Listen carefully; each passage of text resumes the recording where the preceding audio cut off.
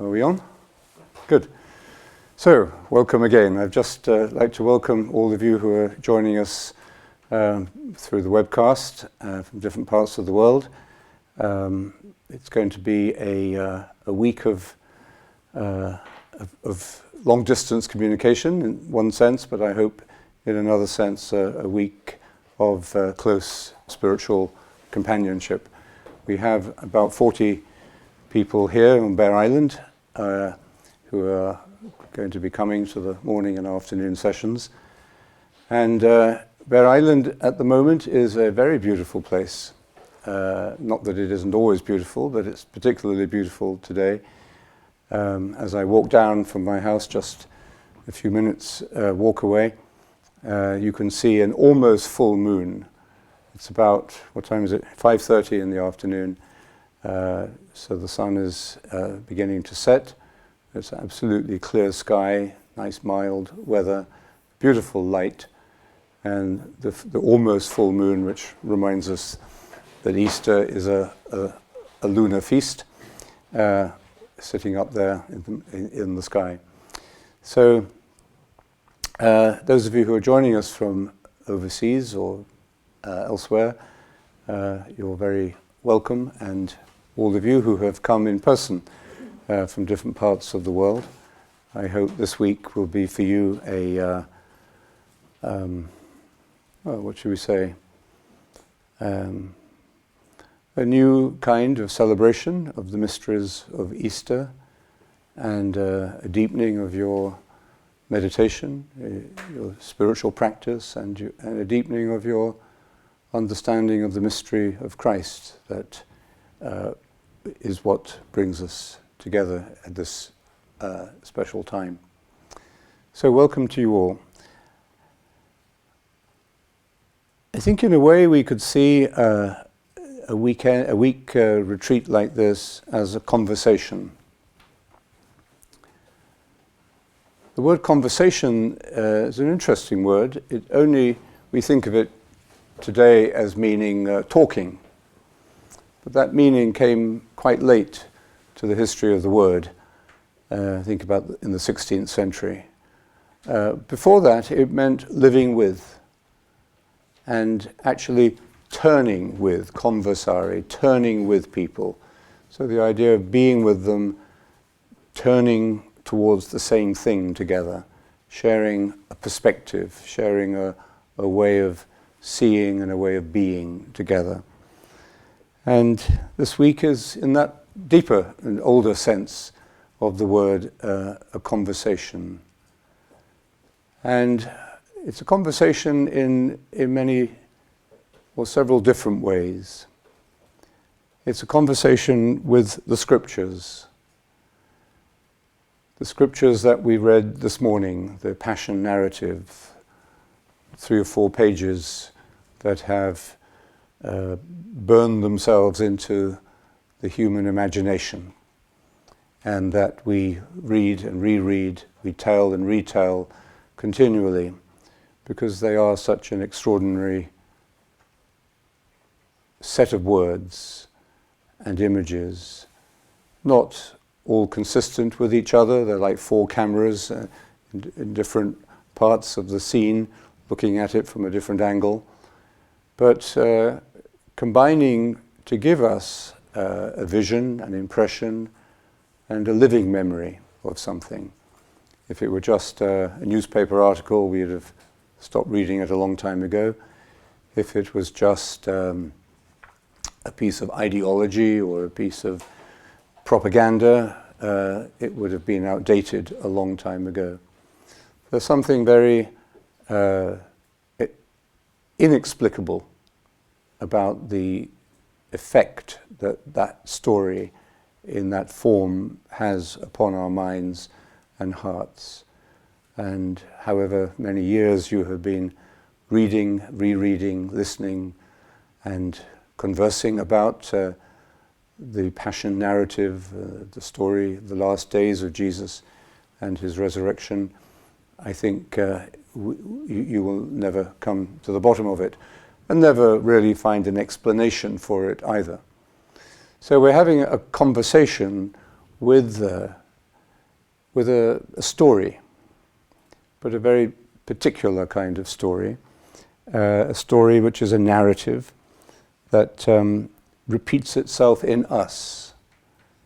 The more deeply we listen to it, I think the more we see that this story that begins today, Palm Sunday, with Jesus entering like a successful American presidential candidate who's just won the nomination. The crowds are cheering, and everybody wants to be around the celebrity, and he's popular, and he's the flavor of the moment. He's won all the opinion polls. But so it begins with this description, and it ends, of course, well, where does it end? It ends with his crucifixion in despair, or in helplessness, in rejection, in failure, on a garbage dump outside Jerusalem. So a very rapid fall from grace, falling into the worst kind of power structures that human beings have created, the sort of totalitarian, dishonest, unjust, dark, corrupt power structures that grind up human beings and destroy them.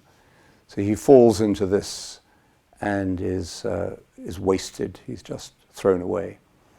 So today the story ends, of course, with his burial. But where does that story end? We are here not just to take us to Good Friday, but also to take us through Saturday and into the. Would you mind could you just sit out there, because more people are going to just get some chairs. I asked Teresa to get you some chairs. There we are. Otherwise, so the story has so many different.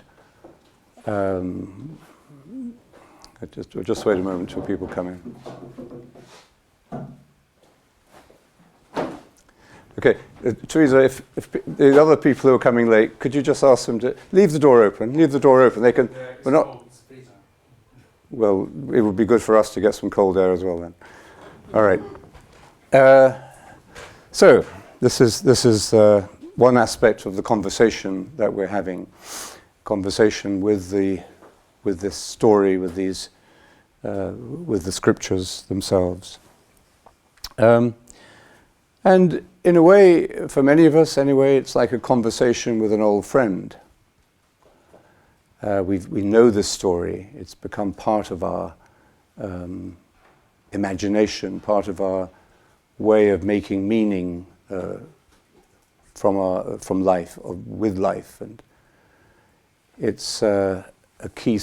It gives us imaginatively, symbolically, keys to the values by which we live, to interpretation of our own experience, of the joys as well as the tragedies of our lives.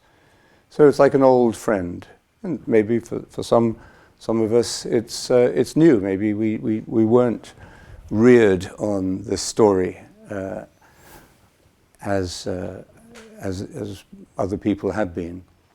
Maybe it's a story that's come new into your life, and maybe it's a new friend in that sense. But a conversation with a friend, whether new or old, I suppose, is always a mixture of the new and the old. You often go back to remembered times that you've shared, laughing about funny things in your life, or recalling deep moments or painful moments that you've been aware of together. And yet it's not just nostalgia, because every time you meet a friend, you catch up and you say what you've been doing and what has been going on in your life. And so in the same way, this conversation with the scriptures is recalling not only our earlier insights into it or things that we were told about it, but they're being tested against our present experience, what life has taught us since we last read it or last shared it together. So the new and the old woven together. And so it's also a conversation this week with a tradition. It's not just subjective, it's not just me in my private little world with my own CV and my own biography. But it's a conversation which is personal in the sense of being part of a web of relationships, because none of us actually does exist in isolation. The idea of a private individual is a kind of a legal fiction in a way, or it's something that doesn't test against our human experience. We exist in a web of relationships, and that web is larger and larger as you pull back and you see how interconnected it all is. We realize that we're not just connected to our intimate family members or the people we share life with, but we belong to wider and wider webs of relationship, and in all of those, national, local, people on Bere Island, the strangers we meet, as well as the global community. So it's a conversation with that universal family of humanity, and in a sense with all the spiritual traditions that have enriched that family. So clearly we're focusing on the Christian story and the meaning of Christ. But if we are open to the full depth of that meaning, we will find ourselves in that web of relationships with other traditions, with other faiths. And so we'll also take time to look at those and to see how they speak as part of that spiritual conversation of humanity to this particular beautiful story that we see as central to our lives. We're also in conversation with a tradition which is a synthesis of all the conversations and reflections that have taken place around this story. The Christian tradition, the mystical tradition, the theological tradition, the dogmatic tradition, and somehow both the mystical and the theological meet in this conversation. They each have a voice that we should listen to. They each have a unique kind of perspective on the meaning, which touches us, which we are part of. And this conversation is at the same time part of the tradition and very local here on Bere Island for this coming week, in the conversations you will have with the people that you are living with and the people that you will be meditating with each day. So it's a conversation that is both local and global, both present and historical, has all of these enriching dimensions. Which is perhaps a good moment to say something about the retreat aspect of the week. In the early monastic tradition, which began in Christianity about the 3rd and 4th centuries in northern Egypt, there was a curious combination really of both of solitude and community. So the monks lived in the desert. They were called the desert fathers and mothers. They lived in the desert, which was not so far actually from the cities, but far enough so that they weren't tempted to go back too often. And they lived both in solitude and in relationship to each other. So they would, just as we are here on Bere Island, they would go back to their cells, to their caves, or to their huts, or wherever they lived, sometimes in complete solitude, sometimes with 2 or 3 fellow monks. And then they would come together regularly to talk, to pray together, to have a conversation together. And one essential element of that, of course, was to inspire them, to console them so they didn't get lonely, to keep them real so that they didn't go out into their own fantasy world, to connect them to other people like themselves, and to be able to share with each other the difficulties of the spiritual journey they were making, and to be of use to each other, to help each other, to advise each other, to pray with each other, to be a sign to each other. So I'd like you to think about this little group as that kind of community. I think we know, many of us, that meditation does create community, and well, the webcast is a good example of that. It's a community that transcends time and space, spiritual community. But it's also physical and actual.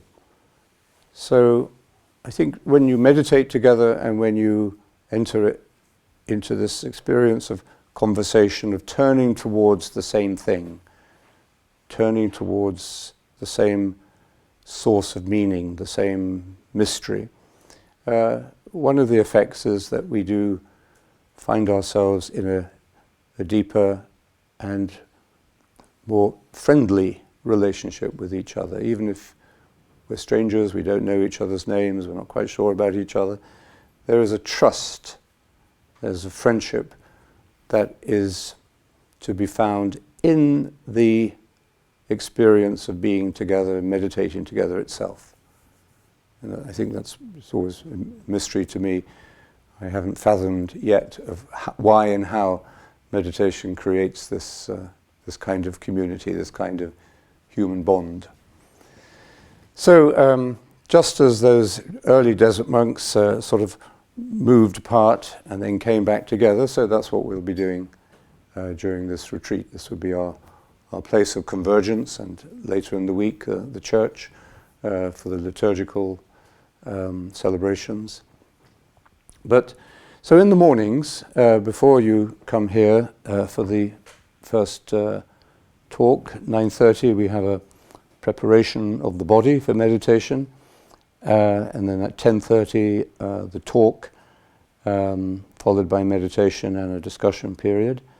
So before you do that, it would be good, if you wanted to meditate together with the people you're sharing a house with or a B&B with. You can make your own arrangements for that, have a little discussion this evening about how you would like to have that conversation together. We suggest that you have meditation together, maybe with some readings before breakfast, so maybe 7:30. And some of you smile at that, but I think it's the Irish of you, not used to getting up so early. But choose a time anyway where I would suggest that where you meditate together and then and have breakfast and decide whether you want to talk at breakfast. Some of you may prefer to have silence for breakfast, have silent breakfast, I mean. And we did that recently at our guiding board meetings at somebody's suggestion, although there's a lot of talking goes on at that meeting. It was a good idea to take little times of silence together while eating. So I would suggest that this evening you decide as a little community within the community how you're going to do that. And similarly, in the evening, we'll have the evening meditation here at whatever time that is, 6 o'clock, the talk followed by meditation. And then when you go back, when you finish the evening meal, you might like to agree on having an evening a night-time meditation, 9:30 or whatever time you choose, or to begin a silence in the house or in the place together. That's up to you, but I'd encourage you at least to have a conversation about that. And that will help to enrich the experience of the retreat and bring these two aspects, really, of meditation together, and these two aspects of Christ together, which is the solitary and the communal. We think of solitude sometimes as just being on your own. But that's not the real meaning of solitude. I think the real meaning of solitude is that you are in touch with your true self. And your true self is a unique entity. The other kind of identities we have are not so unique. We dress the same way, we have the same hairstyles if you have any. So we share, we're conditioned very much by the culture that has formed us and that we are in many ways enslaved to. But there is a deeper level of our identity where we are utterly and totally unique. And sometimes we're frightened of entering into that identity because we think it will be terrifyingly lonely and isolated. And this, I think, is one of the insights, one of the meanings of the story of this week, of the way Jesus enters into his own destiny, his own unique destiny, into the mystery of his own being. That's precisely what he does. He knows himself, he accepts himself, and he goes into that identity. He is himself. So I think that's what we do in meditation. It's one of the reasons perhaps why meditation is simple but not easy, because we are we're laying aside, we're not destroying, but we're laying aside those other more superficial functional identities, that we can define. We have a title, we have a name, we have a number, we have a status, we've got our qualifications, or we're working towards our qualifications. So those sort of identities, which of course have their value and are part of us, but we're not relying on those when we meditate. By laying them aside for the time being, we are sinking down gently into a deeper identity, the true self, or however you want to describe it.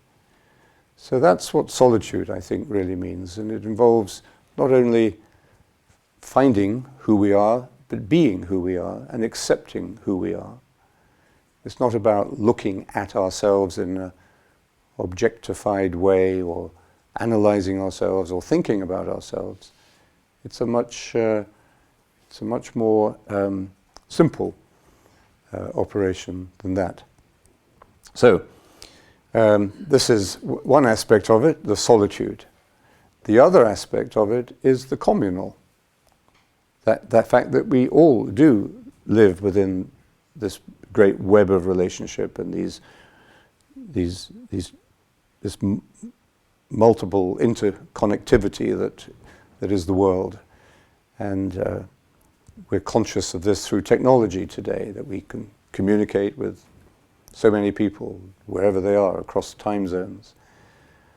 Connectivity affects the way we see ourselves, of course.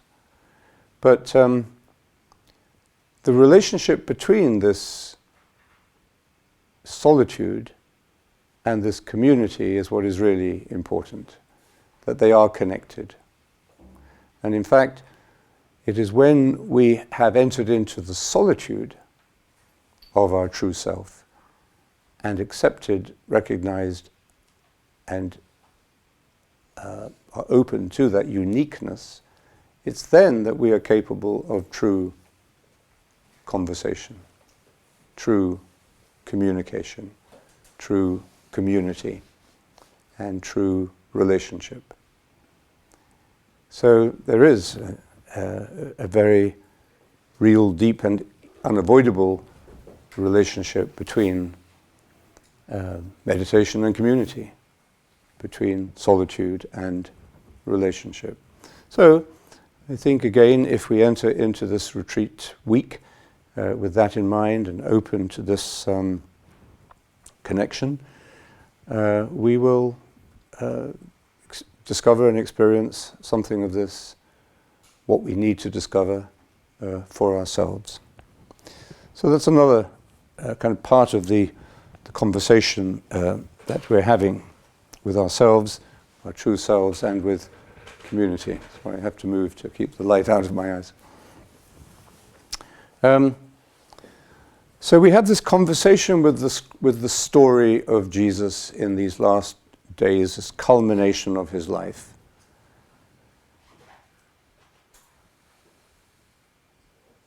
And if you've been with someone who is dying,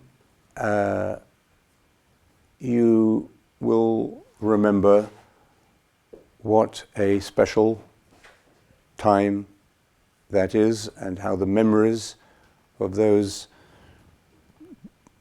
occasions in which you were with the dying person, or you maybe having a conversation with them, or maybe just being in silence with them, these connections, these moments remain with us. And the details of them are often very luminous, very, very vivid for the rest of our lives. Even though maybe there was nothing that special about them in a way, but there was something very special because of the moment. And I think that's one reason why so much of the Gospels are taken up with these last few days of the life of Jesus. It was then that his identity, his meaning, his destiny, his purpose, and his relationship to us, and his unique identity became very vivid. And so I don't know what the proportion is, but I don't know if it's 25% but a large proportion, a disproportionate part of the gospel accounts of the life of Jesus are taken up with these last few days. And so the story grows richer and deeper as we enter into this conversation with it. And what does that tell us about our Christian identity? I think it tells us that Christianity is not a philosophy. It's not an ideology. The New Testament is, of course, part of the great scriptural archive and richness of the human family. But it's a very unique kind of member of that scriptural community. It's not a sutra. It's not an exposition of ideas. It's not giving us all the answers. It's not giving us even great philosophical insights directly. So what is it doing? It's telling us a story. And what is a story of this kind? It's a conversation in which we get to know the person, the key character, better, and we discover that we are part of that story. If we really listen and have that conversation with the story, we then discover that it is relevant to our lives, that each character in that story, like in a dream, is us. We can identify with any of these characters. We can identify with Peter, who denied Jesus 3 times. We can identify even with Judas, who betrayed for whatever reason, we don't know. We know we have this in us, this capacity to be untrue to our true self. We have this capacity. And yet this is contained within the story. We can identify with John or Mary, who remained with Jesus and stood at the foot of the cross. We can identify with Pilate, Pontius Pilate. Fascinating character, almost like a Shakespearean character, just drawn in a few words, and yet such a figure of compromise and of dilemma, ethical, political confusion. So we can identify, I think, and see these characters in the story as different facets of ourselves. So we have this conversation with the scriptures in a way that brings us to a better knowledge of ourselves. That self-knowledge, which of course is at the heart of the meditation experience itself. There's another whole sort of dimension to this conversation, and that is our conversation with each other. As I said, the community that we form in these days gives us an opportunity during these sessions, or before or after the sessions, or when you bump into people while you're out for a walk on the island, to meet with and get to know people who you are meeting in this rather extraordinary and unusual way.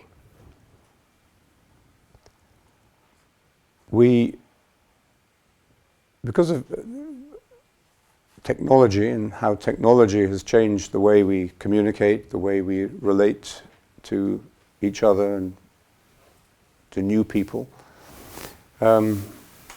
this kind of more old-fashioned conversation of actually talking with people and spending time with them, as we will in these coming days, seems very attractive.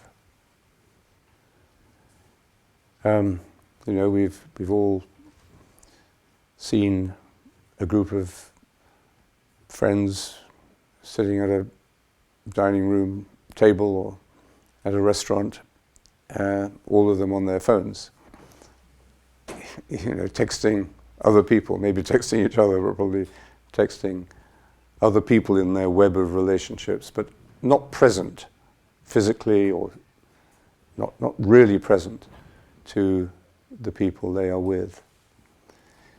Technology has given us this miracle of interconnectivity, but it has also damaged our capacity to be with a stranger, to have a conversation with somebody on a plane or on a train. We whip out our phones rather than start up a conversation.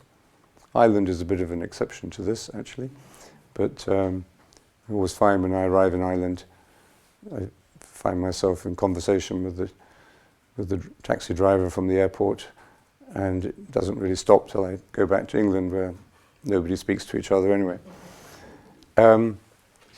So I think that a retreat time like this and the kind of experience of community that we may have can remind us of this level of conversation with people that we don't know, but whom we can trust.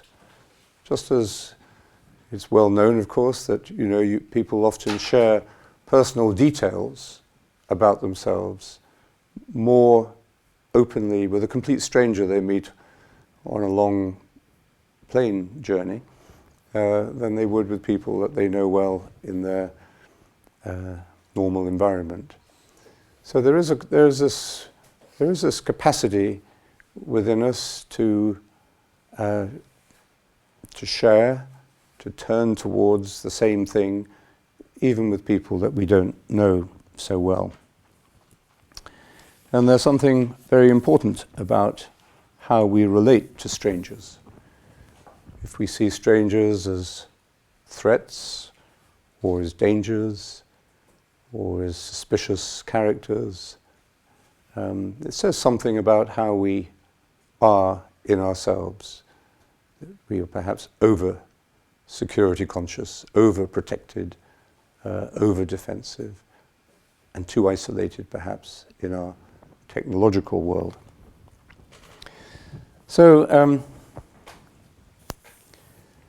I think again, the conversation of this week might diminish our abstraction, our abstractedness, and that sense of distance that is increasingly part of modern life, modern culture. That feeling that we are in a world of our own. And if we are in that world of isolation, of fear, we are perpetually postponing the most important thing that we are looking for, which is meaning. Meaning that comes through connection. We can't find meaning outside of connection. And we're also postponing happiness, because there is no happiness really without this discovery of meaning. And we fail to connect with the present, with the real, with the actual. We'll talk tomorrow a little bit about this. And finally,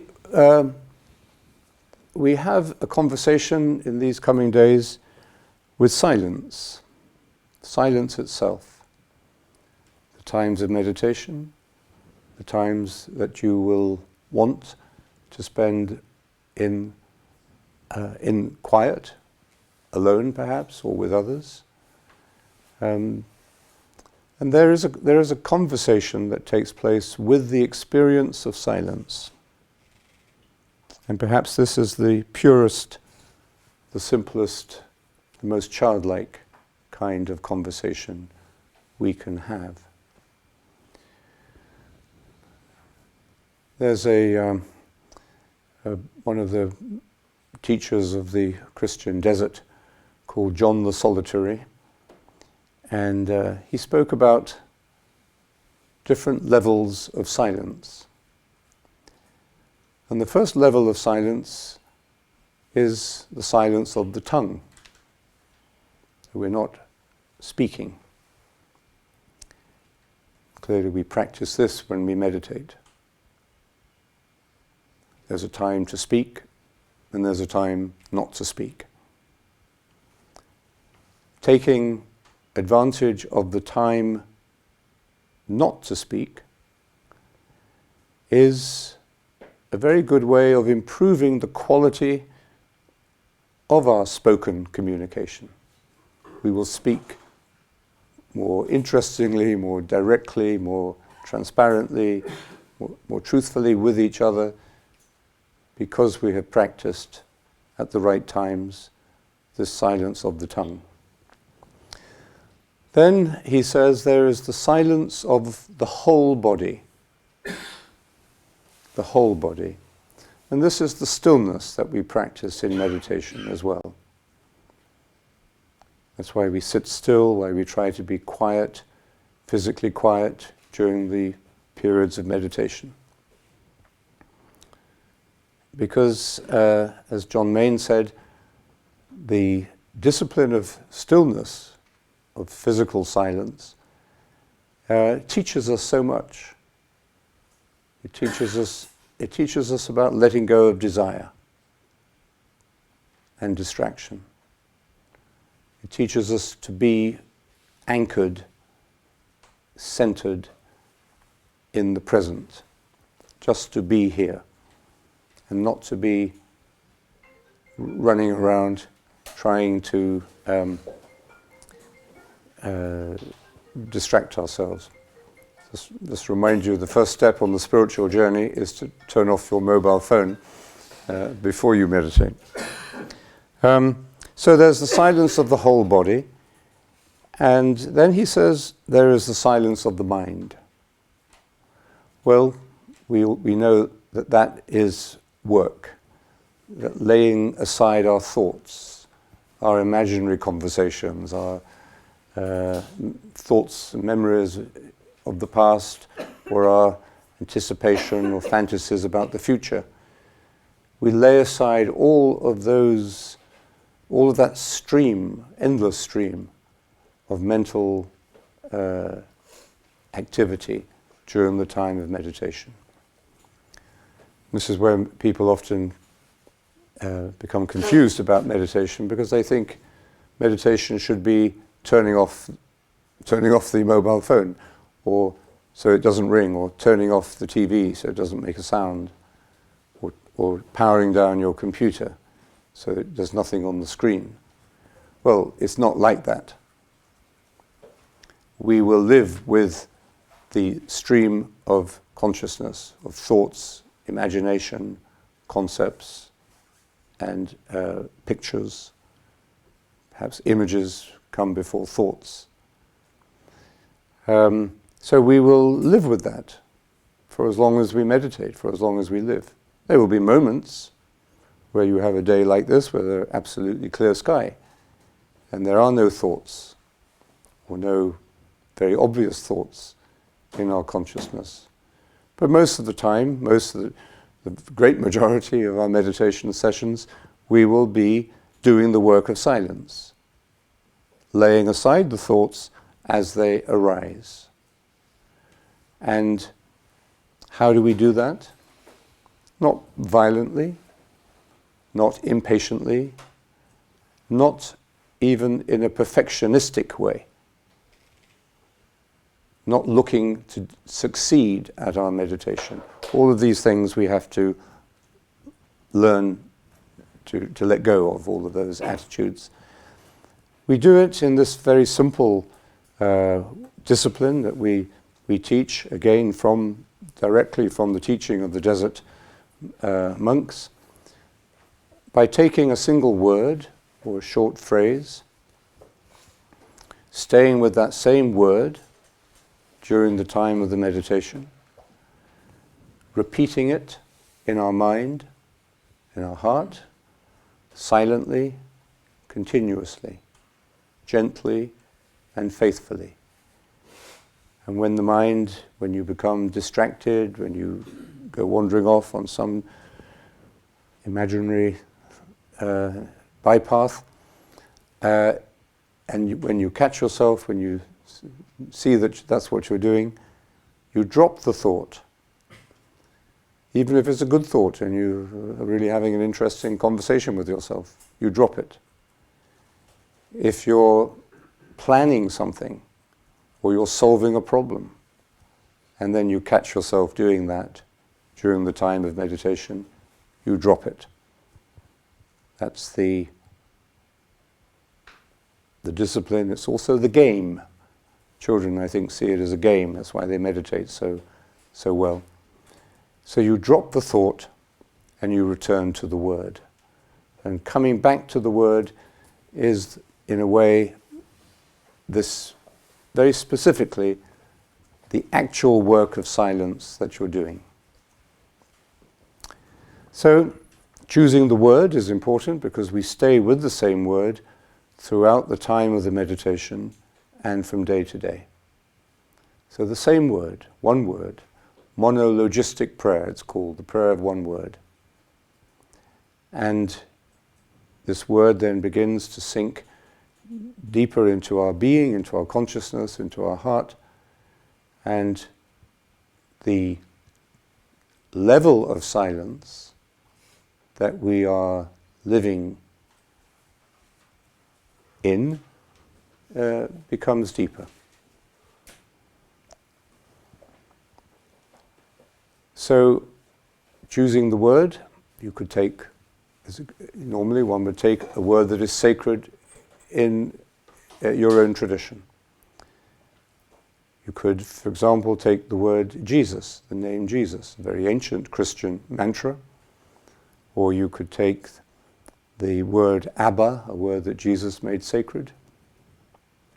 If you were a Muslim, you could take the word Allah.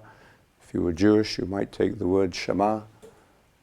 But as a Christian, we would probably take a word that is sacred in our tradition and that also doesn't stimulate our thoughts or imagination. So there's a time to read the scriptures and to converse with the words and the imagery, and there's a time not to do that. So it's helpful then to take a word, a mantra, that is not in your own language and doesn't bring immediate associations, either emotional or imaginative. So the word we recommend is the word Maranatha. Maranatha is an Aramaic word. It's the language that Jesus spoke.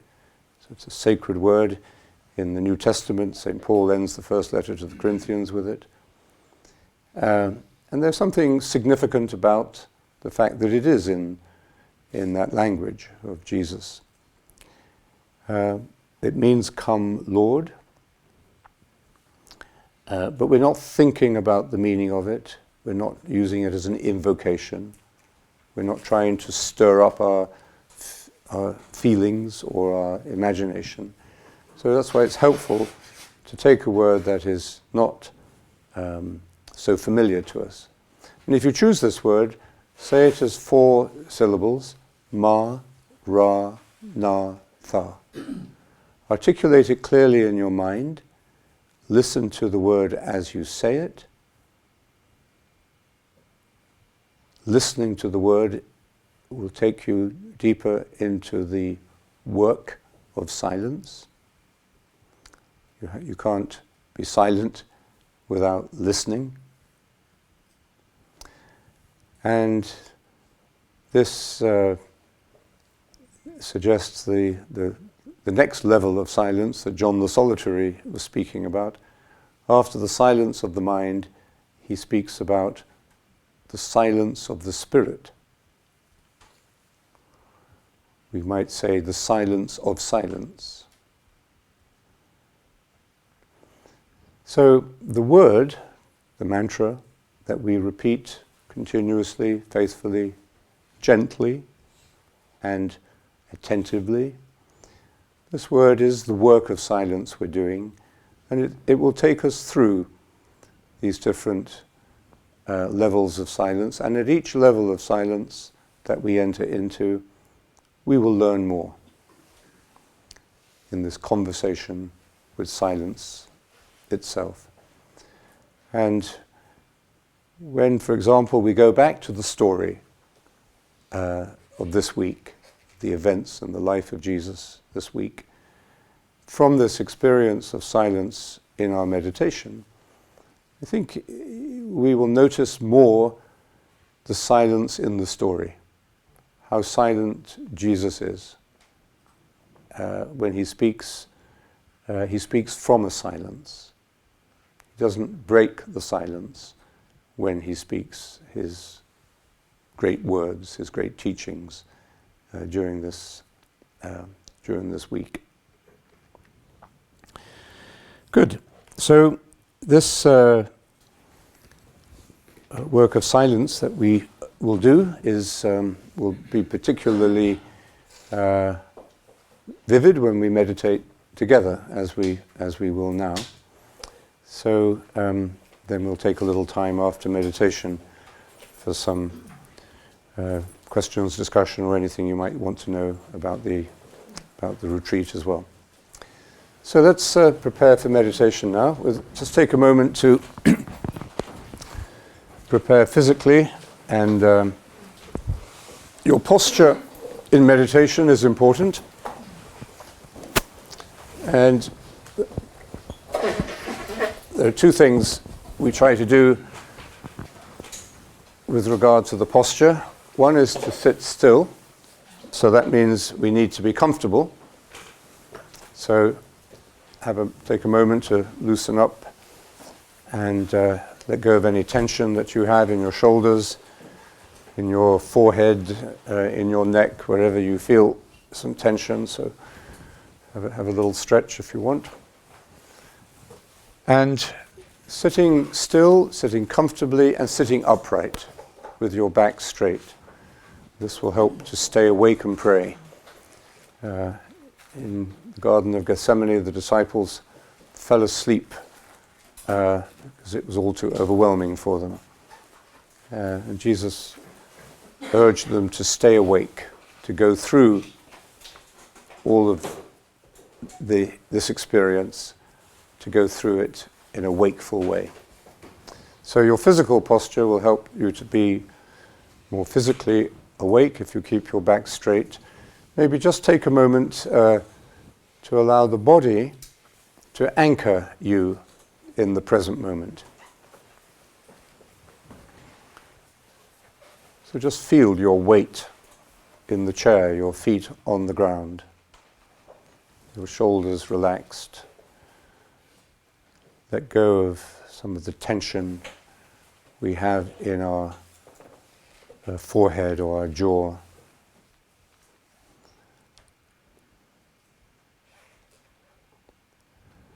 And just be aware of your breathing for a moment. You don't have to use any technique, just turn your attention to your breath. Watch your breath, feel the breath. Feel how friendly it is, how much part of you it is.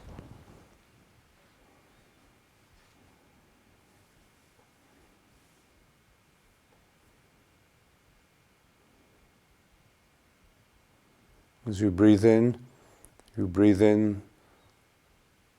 the whole gift of life.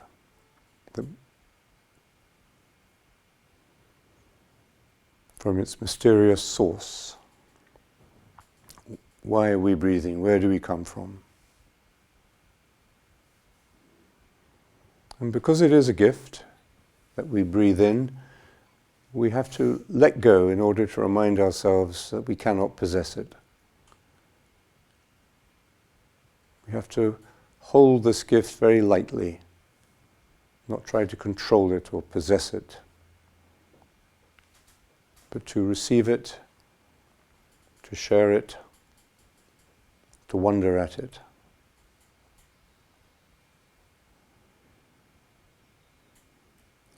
And then close your eyes lightly.